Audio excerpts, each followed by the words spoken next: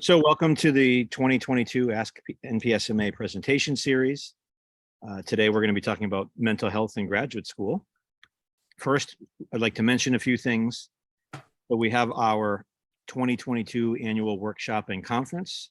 This year it'll be in San Diego in early November. The theme will be the past 25 years and the next 25 years.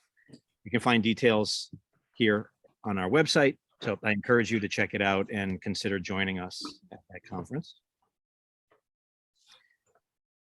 Also, I encourage you to keep current in the PSM world. You can subscribe to our newsletter and you get monthly news delivered to your email address. We have our innovator where we share best practices, and I believe it was May 31st was the last issue that was published. So I encourage you to take a look at that. And we also have our Chronicle, where you can feature your PSM alumni and graduates. I believe we have a deadline of August 1st. Is that right? For the next issue. So if you're interested in being involved with that, please get in touch with Dagmar Beck. Here's her email. She's also on this session right now. If you're interested in volunteering for any PSMA committees, please just ask any board member. We are all happy to talk with you about that. And we hope that you consider being a member of the NPSMA if you aren't already. We have benefits of reduced rates to our national conference, presentation opportunities for your PSM students and alumni at the annual conference, a relationship with the Council of Graduate Schools, which can result in presentation opportunities and grants. Our case in point, monthly Ask NPSMA webinars. You can also look at these past webinars on our YouTube channel. We also have PSM focused virtual recruitment fairs, and we have a Slack channel where you can join our network and community of program directors. We also encourage you to connect with us on social media, so Facebook, Twitter, YouTube, and LinkedIn. And with all that being said, let's jump into our session. So our topic today is mental health in graduate school. And we are excited to have Denise Egan-Stack, licensed mental health counselor, joining us today. So Denise has been on the International OCD Foundation, known as the IOCDF, Board of Directors since 2007, serving in the role of secretary and president. She's been actively involved in expanding IOCDF programming, including developing curriculum for the annual conference and the Anxiety in the Classroom website and training. Most recently, she's been elected onto the Scientific and Clinical Advisory Board. In addition, Denise has been a home-based therapist for people with OCD, anxiety, ADHD, and depression for over 25 years, and was a founding staff member of the McLean Hospital OCD Institute in 1997. She has presented and trained clinicians and educators on cognitive behavioral therapy and acceptance and commitment therapy for OCD and anxiety nationally and internationally.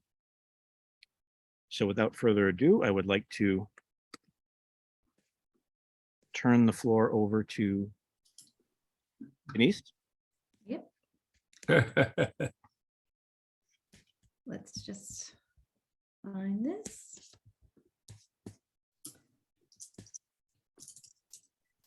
Okay. Okay. Can everybody see this okay? Yes. Great. Okay.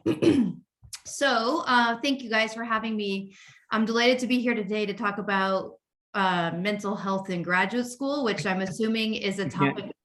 We can't see your slides, actually. Oh, can you see my slides? No. Okay. Huh. Let's do this over. Okay. And now you can see my screen. Yep. Good now? Yep. Okay, great. Okay, let's start over. So I'm delighted to be here today to talk about this super important topic. And I bet it's a topic that you all have had a fair amount of experience with, especially these days. But just to what we're going to do today is we're going to go through just a general overview for about 20 or 30 minutes.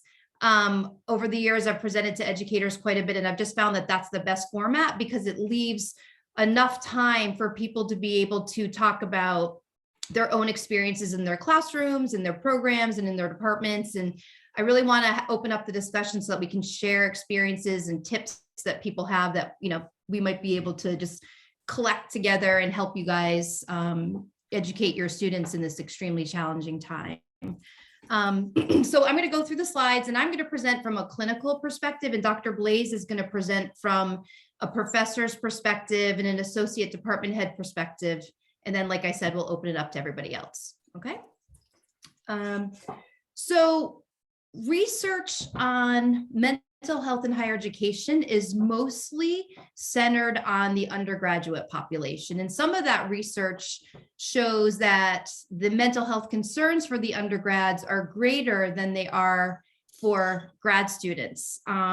However, recently there's been a call to action because overall, the rates of self-reported depression and anxiety for graduate students are 6 times higher than for their same age college educated peers. And that's quite alarming. So we're going to look at that a little bit closer and talk about what to do about that. Okay. First thing we want to know is that this is sort of a vulnerable time period or age period for people anyway. If you have students that are in their early 20s, that's when we start to see some serious mental health issues arise, like bipolar disorder or schizophrenia. So like I said, it's just a vulnerable time period anyway. But what we do see in the research on mental health issues in grad school, which by the way, isn't always delineated between master's level and PhD level, but in the research that we do have, about 25 to 40% of master students meet criteria for at least one mental health problem. And depression and anxiety are the most prevalent, probably between the low to high 30% range. And suicidality is also a major concern. And that's really linked to loneliness and social isolation. Okay.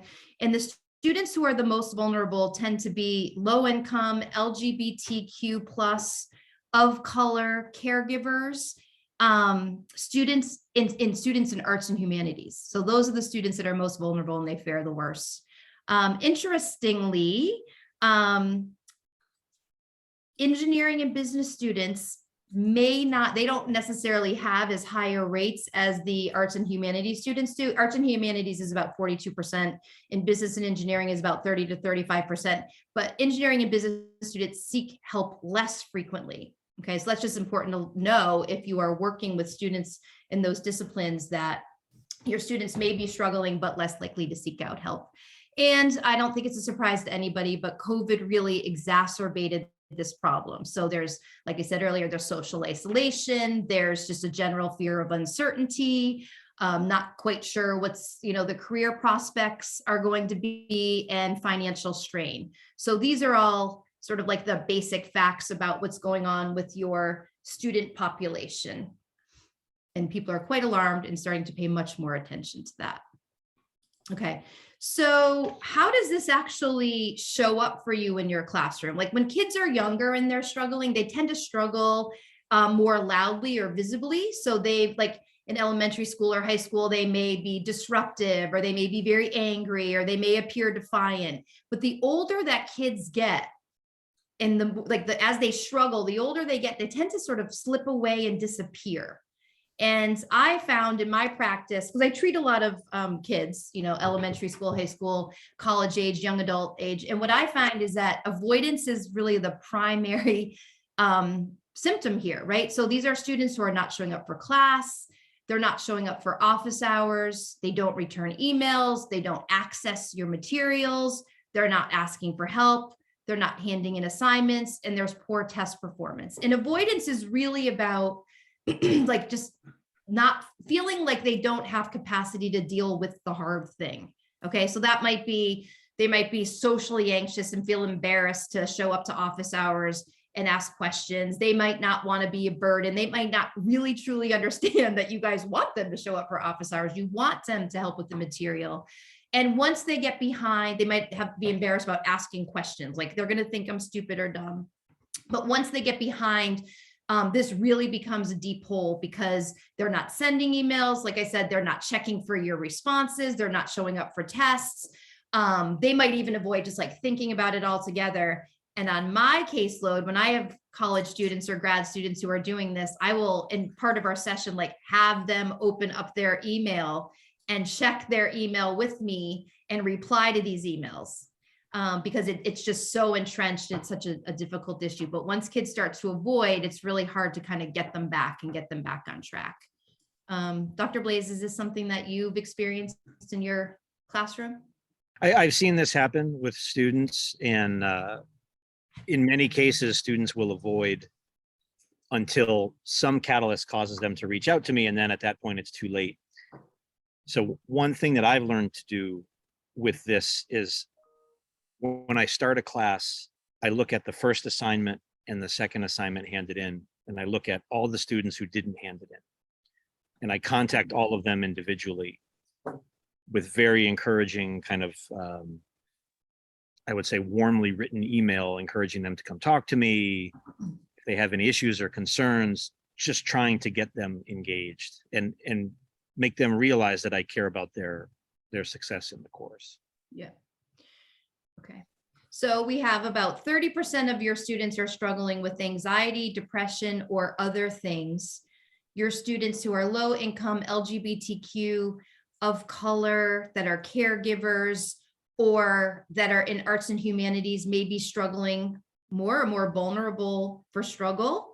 Your engineering students, and they might be struggling at a rate of about low 30%, but they're less likely to seek out help.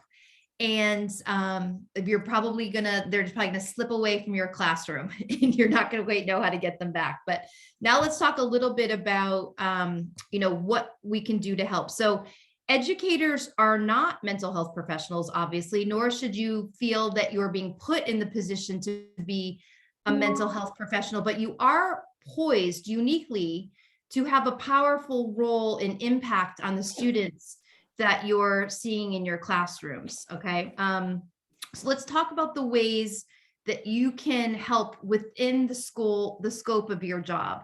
And by the way, the things that we're going to talk about right now are going to have a direct effect on students' well-being. So it's going to help your students, and it's going to buffer the negative factors of the vulnerable population. So we're working to help overall wellness and build resiliency. And that's really what we want, to just have like a healthier community. So the first thing is learning, okay? Learning about mental health issues. So you're showing up here today. Obviously, you guys are interested in the topic, and we're just doing a general overview. But I think that it's important that institutions, departments provide training on mental health issues so that professors understand what their students are experiencing, how to recognize what is actually happening, and then figuring out how to appropriately refer their students to the resources that their institution offers. Now, this obviously means that we need to also learn about what the institution does offer. So for students who have learning disability, ADHD, or just high anxiety, OCD, depression, these will all qualify as disabilities in whatever office, whatever it's called in your institutions, like, Office of Academic Accommodations or Office of Student Disability or whatever, student services.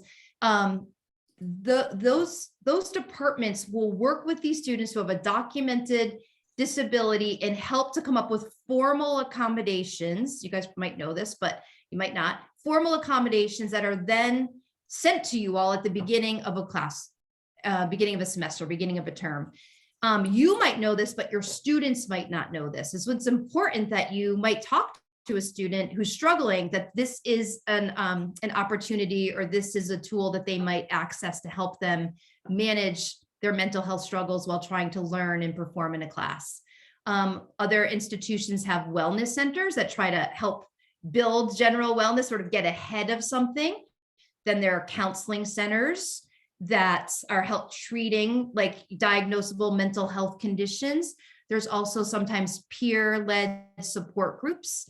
So it's just important that you all understand what is happening in your institution, how the institutions are trying to care for the kids who are struggling, and then understand how to make a referral to those particular programs. Some people, feel like it's pretty comfortable, they can do it. Other people really struggle with that. So part of the training for people in your department, if you are department heads or you are deans, or even if you're a professor and you can ask for these kinds of trainings. What are mental health issues? How do I recognize it? What are the available resources? How should I appropriately refer my student? I also know that some schools have a format for professors being able to register concerns about a particular student. If the student won't get to the counseling center, the school might reach out to them. So you would want to understand what that format was too. And then last but not least, I mean, this is not an exhaustive list, but on this slide here, we want to make sure that we're all managing our own mental health. To me, medical professionals, educators, and therapists are all in the trenches here. It's just been brutal several years, especially in education. And I think everyone's mental health has taken a hit. And I think that when you learn and prioritize your own mental health, not only are you modeling for your students, but you're going to be in a better place to be able to help the students that are struggling that you're dealing with. Dr. Blaze, did you want to talk at all about what your institution offers for students? We offer at WPI all the things that you've described, but one aspect that I've noted is that many faculty members are just not aware of this. So people here who are program managers, program directors, it's good to know that these are resources that your faculty may need to be informed about through something like a training at a department meeting or something like this. Yeah, and I think that some institutions are ahead of others, and I think that if you are here and your institution isn't offering training for you, then you might, like I said, ask for that. And if you were really struggling finding someone to do those trainings for you, I could help you locate a resource to do that. Okay, so learning. The second one is connection. And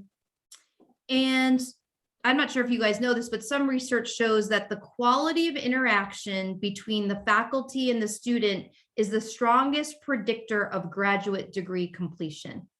Okay, that's really important to know. And so when we talk about quality of interactions, I think it's not just the professor and the student, it's also the student feeling connected to the institution. I think that those are the department, the program, the institution. So I think when we're talking about connection, we're talking about it on multiple different levels here, okay? And I think that in undergraduate populations, the schools take advantage of dorm living or team sports or Greek life as a way to help students feel connected to each other or connected to the university. But in grad school, it's a little bit more difficult than that, right? So one thing I think I've seen professors do, especially during remote learning, is to record these introduction videos. I think this might be best practices for remote learning, but recording videos that sort of show you as just like a human being, maybe with your dog with you or sitting out in your backyard, just introducing who you are, just making yourself interpersonally available, and then maybe even having an introductory video talking about your class and the setup for the class, what the expectations are for the class, what might be hard about the class, how available you are. I think it's also important in whatever, if it's an introductory video or just your introductory session in school, in class at the beginning of your semester, is to talk about mental health. Like right now, there's a mental health crisis in higher education, and it's likely that some of you in this class right now are struggling with mental health. And I want you to know that I would like to be a resource for you, to help you connect to university resources or to help you sort out how your struggles might be interfering in your capacity to learn or perform in this classroom. Please meet with me, please seek me out. Please come to office hours. I'm available. I want to be of assistance. I would even say In the past, I've had many students who struggled and then sort of slipped away and they kind of disappeared, and it's hard to get people back. And I want you to know that it's super easy to avoid, but I would like to help you prevent you from getting to that particular place. Please, let's work together as a team. So you're discussing mental health, you're destigmatizing, asking for help. I think it's important to use student names. I think it's important to use humor when appropriate. I think it's also important when you're looking at the syllabus or the syllabi that you are creating, that you are making sure that it doesn't come across as super harsh or mean, or, like, oh, this person, like this professor, I'm so afraid of this professor. You really want to make sure that you're reassessing the language given the vulnerabilities in the post-COVID world that we're in. Again, like discussing available resources. You don't have to wait for someone to need the resource or wait for someone to ask you about the resources that your institution offers. You can actually just put it out there. It can be part of the website. It can be part of what you put out there, at the beginning of every class, whatever, as a slide. And then I also think that preparing for future careers, that's also part of our connection. Some of the difficulty, the mental health struggles, depression, anxiety that grad students feel is like, their uncertainty about the future. And I think it's important that programs, departments are providing networking opportunities. They're helping students develop professional core competencies and just giving them general information to help prepare for their career. I think that sort of mitigates a lot of what people are worried about in the future. Okay. Also, we want to foster interpersonal opportunities. So making sure that graduate students who maybe were remote at the beginning of their program, now coming back from being, they're back in person, but haven't had that cohesive sense of, group with their cohort, that we're providing them opportunities to connect with each other. Students are oftentimes relocating hours from home, or they may be spending hours doing work independently, and they just don't really have the opportunity to be, forming those social connections. And so that's really one thing that I think we want to be, paying attention to too. Dr. Blaze, do you have any thoughts about that? Sure. In particular, with what you were just saying, I've noticed our graduate students, their cohort came into graduate school during COVID, which means they were all sitting in their own apartments behind the computer over Zoom. And when I think about when I was in graduate school, my incoming cohort, we did everything together, including lock ourselves in a room for 16 hours and bang our heads on a desk trying to figure out a group theory proof.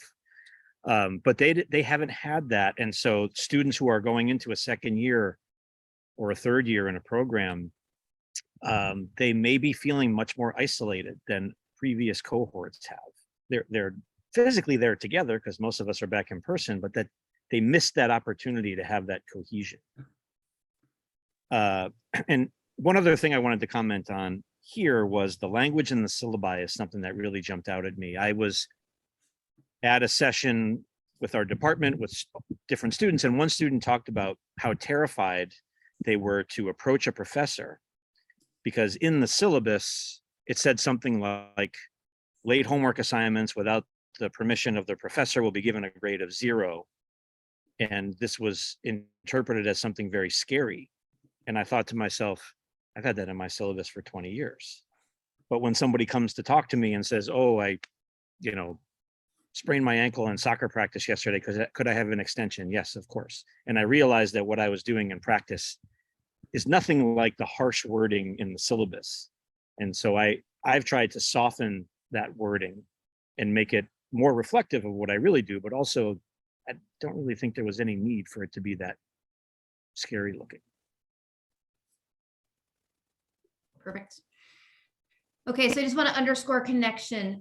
Again, when we're talking about reducing depression, connection is going to be key. And when we're talking about reducing suicidality, remember, social isolation and financial disruption are two of the strongest predictors of suicide. And so people coming out of COVID, feeling very socially isolated, again, like Dr. Blaze said, maybe not starting with their cohort in person, they're feeling disconnected from institution and from each other and from you. Connection is going to be key. Okay. Key. Okay. The next is classroom environment. So the kind of environment that you're creating. One thing that I think is important is group composition. I think you want to be thoughtful about who you're putting with who, maybe actually form the groups instead of having people form the groups themselves and people sort of feel left out, or they're stuck with someone that they're not don't have a great working relationship with. Maybe consider not doing cold calling where you just sort of call on people. I think that for people who are very socially anxious, that's like the worst possible thing that could happen to them. And these are students that will just not come to class anymore because of that. Setting clear expectations about, what is due when and what the protocol is if you are not able to get that in, and how to be in touch with you about getting extensions. Again, if students are requiring extensions across the board, they probably should be going to the student services department to be getting formal accommodations. Solicit feedback from your students about what has been helpful mental health wise and what hasn't. Like, Dr. Blaze said, someone said like the syllabus scared me. And he's like, I never even thought about that. You wouldn't have known that unless the student had enough guts to bring that up. So solicit feedback just so that you can feed that forward in the next time you're teaching your classes. Destigmatize mental health concerns. Like I said earlier, 1/3 of graduate students are struggling with at least 1/3 are struggling with at least one mental health condition. And if that is you, it is okay. We have services to help you. Like, let's talk about what those are. If you want me to help you connect, I'm happy to do that. Normalize asking for help. This stuff is hard. I think you guys are, science master's program, STEMI, like this stuff is hard and you are a beginner. It's the expectation is that you will struggle. And if you do, like, please come to me for help. That's my job. This is why I do this. Yes. And then watch competitiveness. This is something that, which I think that's misspelled. This is something that really fosters lots of anxiety and lots of depression in grad students. And so you'd really want to be paying attention to the competitive nature in the classroom, maybe inadvertently setting it up a competitive environment, or people, there being a competitive culture within the program. You really want to pay attention to that. Dr. Blaze, you want to mention anything here? Sure. In terms of destigmatizing the mental health concerns, this is something that I've been trying to do at the very beginning of a course. So I include a statement in a syllabus now, and I like to just tell them on the first day, look, a lot of us are struggling, and I want you to know that what I'm really vested in is your success in this class and your well-being overall. In the end, this is just a class. If you find that this class is causing you anxiety or issues, please come talk to me and I will help you. I will help connect you with the resources that can help you. And it's coming back to what we had talked about before. I guess in that case, it's important to know what those resources are, but you can help the students use you as a bridge to those resources. In particular, if your course is one of these difficult, stressful courses that will, trigger anxiety and stress. Mm-hmm. Great. Okay. Test anxiety. You could have the brightest kid in the class, and if they have test anxiety, they're going to test poorly.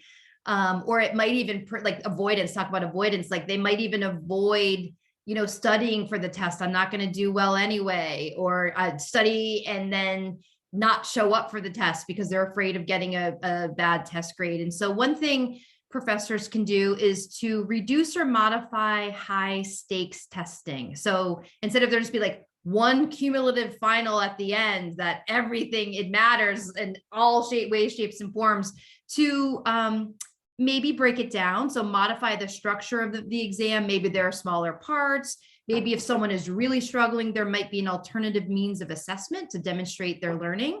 Or if that's not possible, then opportunity for another chance. So it might be like there's a midterm and then there's the final, which is the material for the second half of the class. And if you really bomb the midterm, you have the opportunity to do like a cumulative final or something, so that the student feels like they have another opportunity to demonstrate their learning or, perform well. And professors I really encourage you to provide guidance about how to study. A lot of times I think we just assume students know how to study, but they may not. So give them some advice about how you think the best way to approach the material is. Like, hey guys, I posted a practice exam. Take the practice exam and then show up for office hours and tell me what you don't understand. Let's work it out together.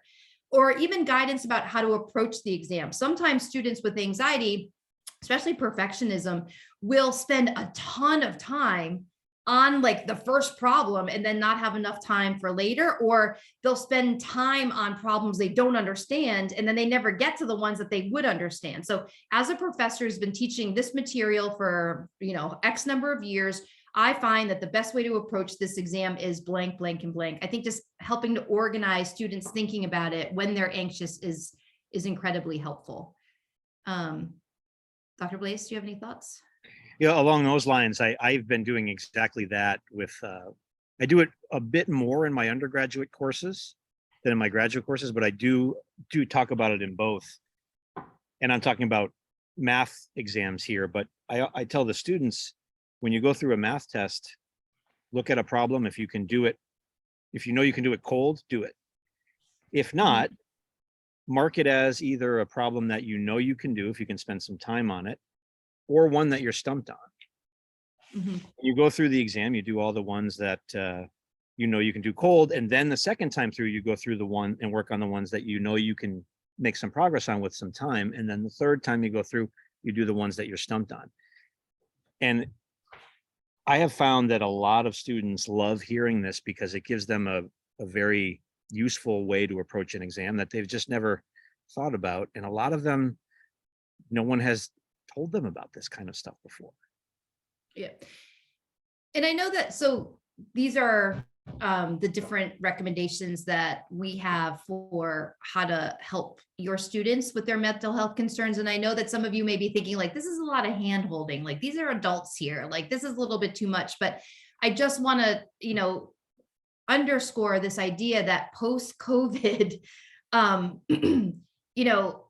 in 2019, 18, before the pandemic, the numbers were, if a grad student mental health concerns were, they were a certain percentage. Now they are 1.5 to 2 times % worse. And so people are really, really struggling. And so the hope is that we won't have to be accommodating in this way, forever or for longer, that this isn't a new norm. But for now, our people are really struggling and transitioning back from remote learning to in-person learning. These are just some suggestions that we have for how to help manage this in the classroom. So at this point, I think we could open it up for discussion. I mean, I think I'm very curious to hear from you guys about whether or not any of this rings true for you, whether or not you've tried these things. Was it successful, not successful? Do you have other ideas that you guys have used that have been successful? I can incorporate that into my, future talks, but I just like to hear your experience and then any questions you guys might have for us.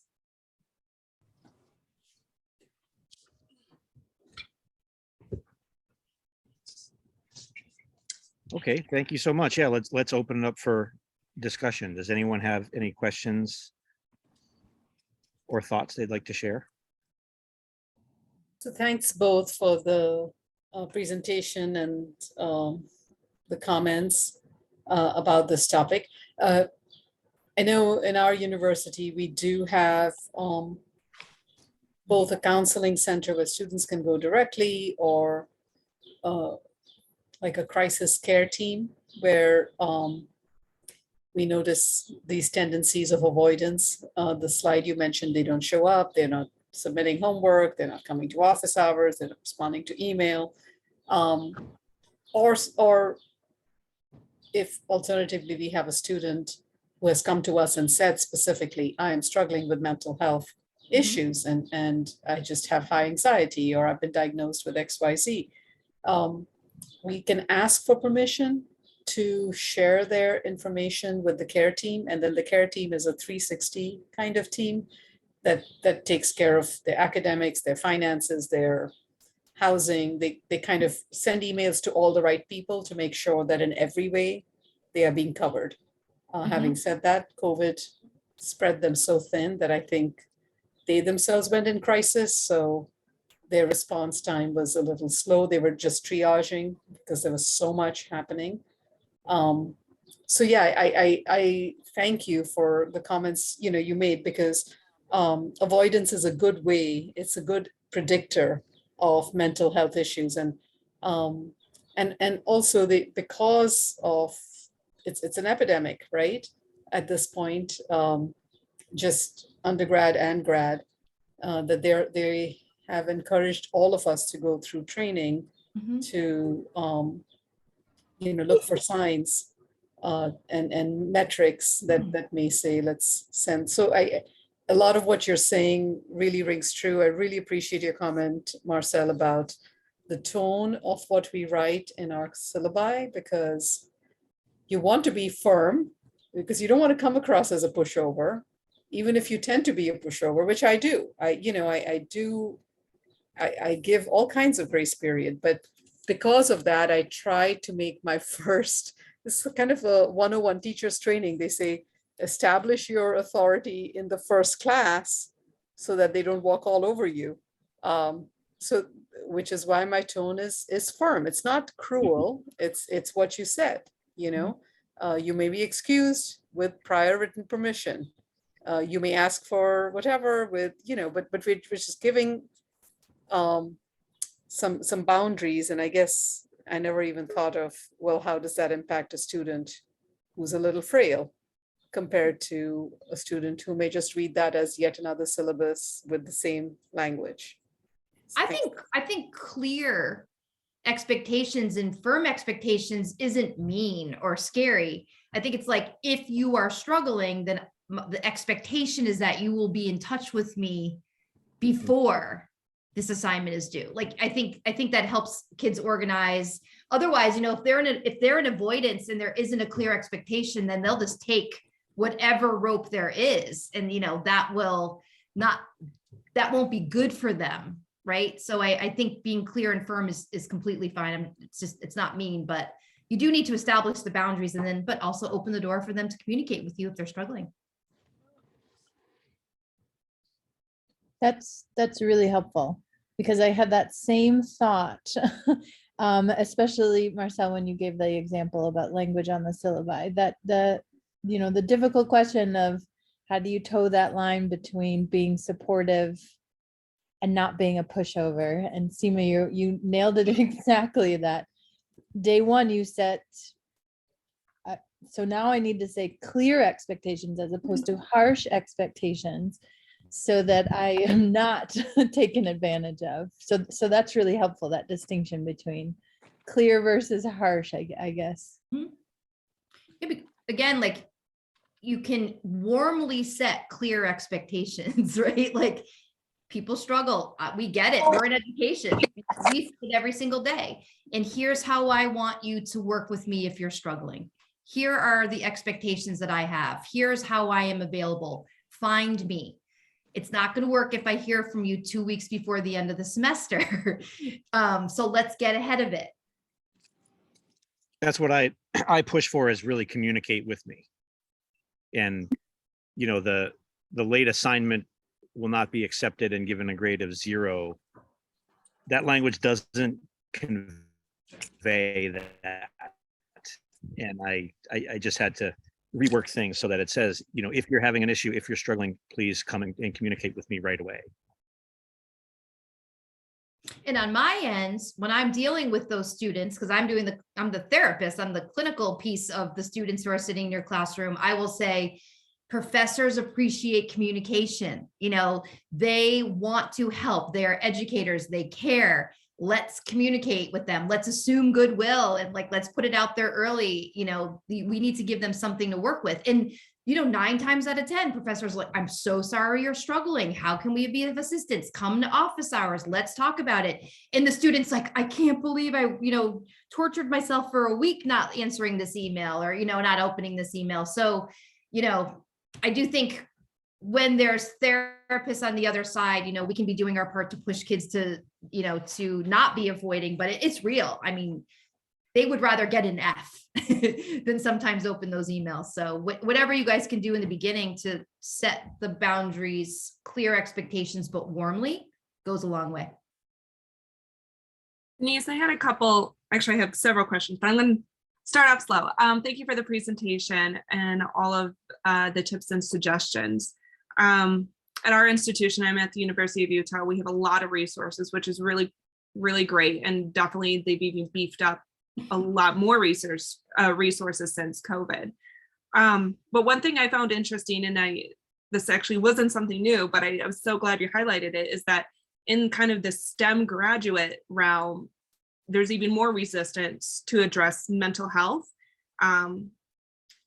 both in addressing their own, but then also when we talk about it as instructors, it's kind of pushed aside as like, oh, it's a soft social science. It doesn't really, like, there's no true buy-in that they have to consider their own well-being, their mental wellness. And I was just wondering if you have any thoughts or way to get essentially better buy-in from STEM graduate students on these topics.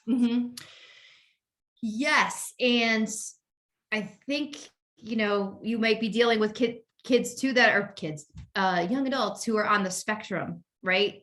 Who are not really, their interpersonal style isn't very empathic. They're not like, there's an empathic personal style, and then there's like a systemized interpersonal style. And I think that they tend to downplay, or, you know, like you said, it's a soft social science, it doesn't really matter. And the way that I try to talk to those kids about it is like, what's getting in the way? Like, you value doing well, you know, you value being successful, you value being able to get a job and be successful in the job. What is getting in the way? You know, it doesn't have to be like depression or anxiety. It could be difficulty performing on tests, or procrastination, or, you know, whatever, avoidance. And so if there is something going on with their mental health, these are the ways in which it'll come up. And you just say like, so it's not good or bad or right or wrong. It's what works and what doesn't work. This is getting in the way of your reaching the goals that you have.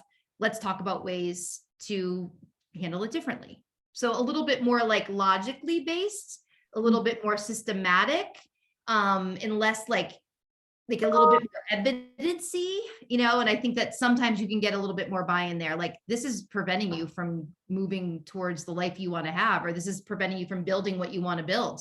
Are you going to keep doing the same thing? Or if you value data, are you going to use that data to help you revise your hypothesis and try things a new way? Sometimes just using their own language or their own logical thought process will be helpful. I don't know if that seems. No, that definitely makes sense. But now I'm already crossing, I'm getting nervous about, am I approaching myself now as a health professional? Like, when I start walking through logic and that sort of stuff, are we then basically taking on that health professional? Or is it right at the beginning, all right, if anyone has here, it's like push the resources, or do we take in and start emphasizing some of these aspects? And I was actually going to put this out to the group. If anybody in their PSM program, do they incorporate ideas of mental health, mental wellness, emotional intelligence within any of their PSM courses as a part of within any of their coursework within the PSM tracks? Let me just answer that quickly, and then we'll open it up to the group. What I think is a lot of the STEMI students do really well in the classes with the material, but sometimes they don't have the skills to be getting the jobs or being successful in the jobs or moving up in their jobs. And so I think that that's in one of the slides I said, like, provide, you know, career mentorship or career development opportunities. Like, I think these should be taught. I think these should be taught just as a way of like helping your graduates actually increase the likelihood of success in these STEMI fields. So I hope that that is happening. And it might be like, again, you get buy-in with like, this is what the employers are looking for. Look at the data, like because that's what the data is. They're like, we got the hard skills. We need people with the soft skills, with the hard skills. This is what employers want. If you want to get a job and be successful, this is something that I think you should be paying attention to. But that can be sort of folded in, not individually, but it could just be folded in the way that you are presenting this material. Like, hey guys, it's the facts are the facts. 1/3 of people are struggling with mental health. And if you find that there's anything getting in the way with you performing up to capacity, let's talk about it. Mm-hmm. So maybe framing it, I guess what I'm saying is frame it in terms of like what they want and how it might be interfering. But the second part of it is I really hope these programs are spending time on social emotional, because otherwise your graduates might not be as marketable as they could be.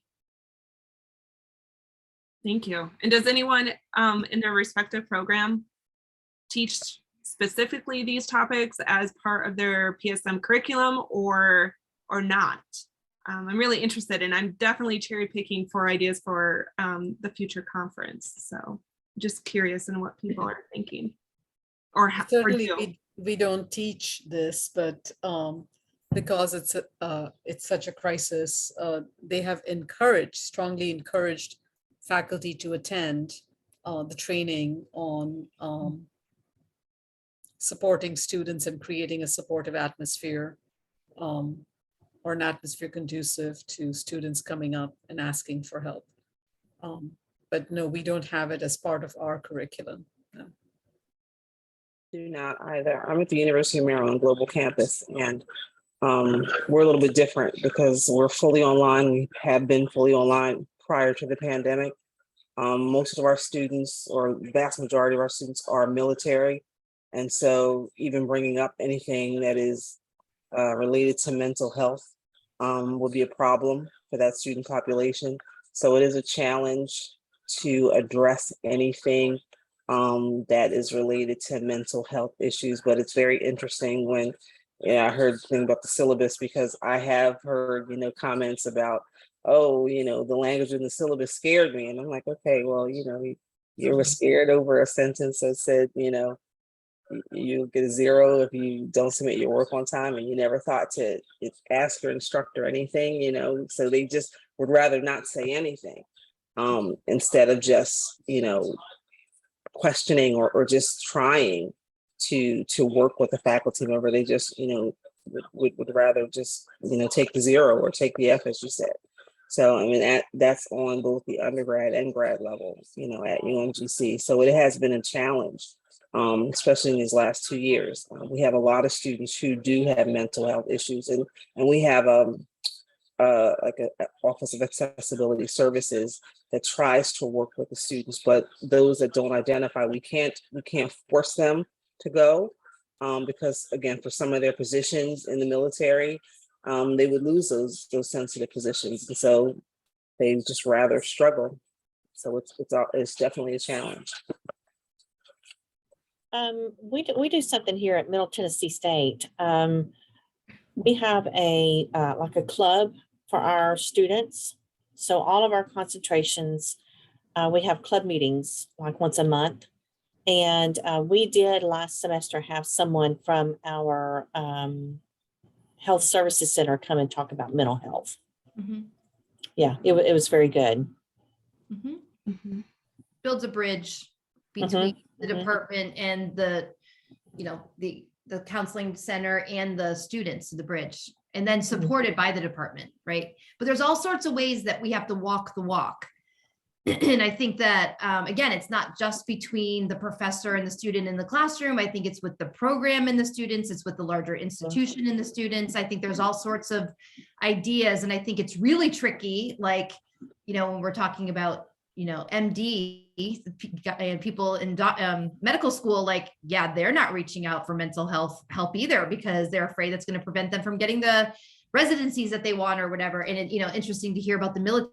Yeah, it works against them. In those cases, I do think that there are like acceptance and commitment therapy. That's something, I'm happy to come back and talk to you guys about it just in a more general way, but that's not like, you don't just show up for therapy, but there are general skills that you can teach just the general population that will reduce experiential avoidance, depression, anxiety.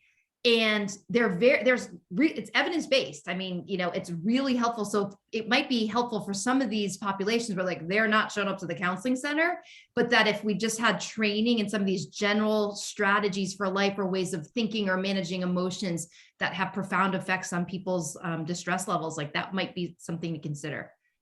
Yeah, that's basically what we did. Yeah. Yeah, this is Dagmar.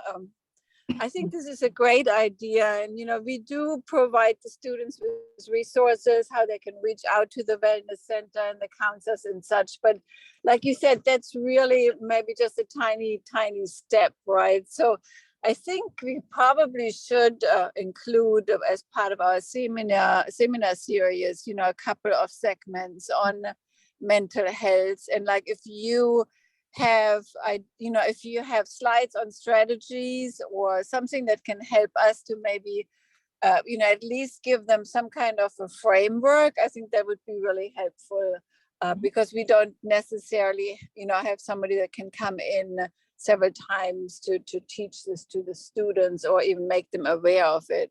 Mhm.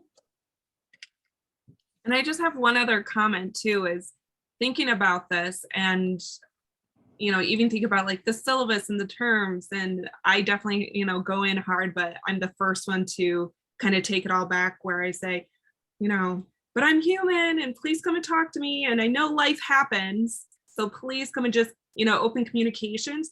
But I struggle with the idea of professional preparedness. As we know, like we can handhold during our program, but if we're truly preparing our professional science masters to be successful in the workplace, half of that is technical skills, but the other half is the communication, the interaction, the empathy, the knowing how to deal with work-life balance and how to give yourself mental stability.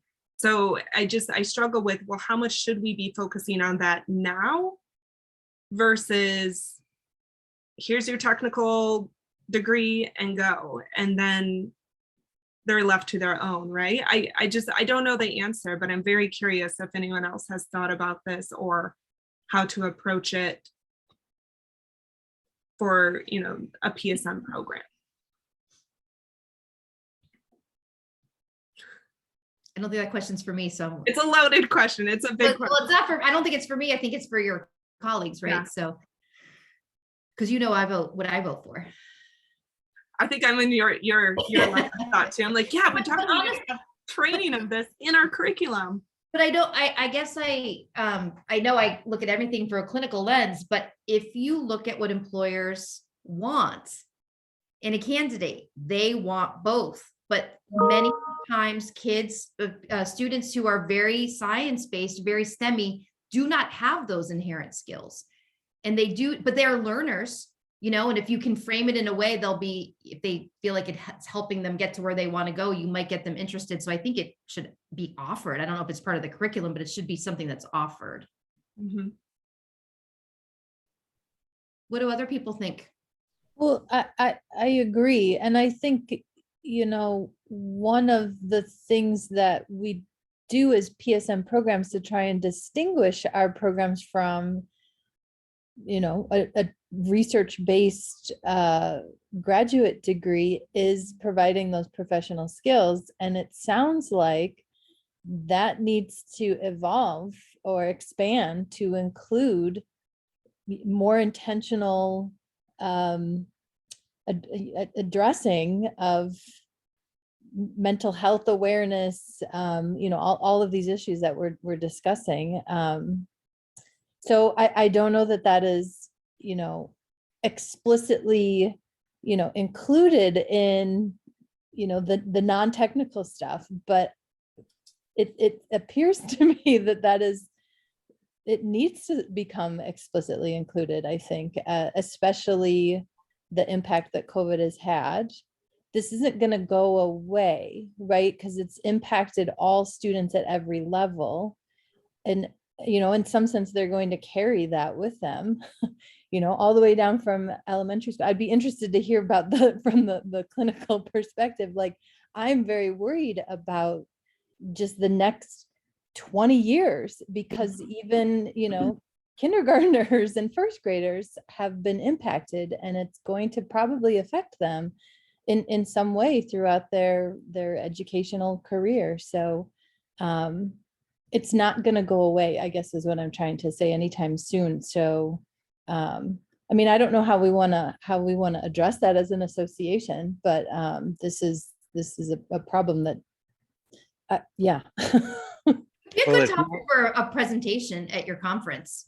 You know, Yeah. for people who like just even a brainstorming session or discussion and people sharing ideas and thoughts, because it's an extremely timely and important topic, and more brains on it, the better.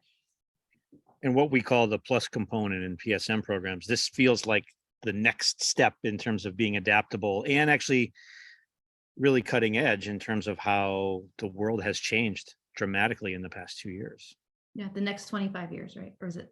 Yeah. Yeah, I appreciate Megan's, I think Megan, it was your comment about the soft skills and the technical skills. Were you saying something about that in this discussion? And I think it's easy. I don't have it in my curriculum, but I can see it's so easy to put in a module on health, on mental health, and you know, how to avoid some pitfalls. Yeah, that's, I mean, we're talking about resumes and interview skills and, you know, teamwork and collaboration. This is equally pertinent. You know, how do you recognize it when there's someone in your team who's struggling, if you're not struggling? And how do you, you know, how can you create an inclusive environment? Because everyone's talking about inclusion. So I think that's easy to add to our curriculum. Or even just recognizing what you feel, recognizing what those feelings make you want to do, and then sort of being able to determine whether or not what you're doing is moving you towards what you want or away from what you want. I mean, that's a very organized way of thinking that helps people stay clear. And in an emotion, like when we're triggered and we're emotional, it's pretty confusing, right? And so how do we stay clear in an emotionally triggering moment? And I think even just helping people with like a logical step-by-step way of thinking things through in the moment, that'll go a long way. Seema, one thing that we do, because I understand also curriculum constraints, like we can't just add another course, right? Like we're already working within credit boundaries. So it's like, I keep thinking about this too, like what are things that we can implement easily within current courses? And one thing that I find, like when I do group projects, I make teams write value statements and create a communication plan, so that it's like they have to be very specific on like, this is how I want to be treated within this team. And it starts, and you know, and a lot of my engineers are like, why do I have to do this?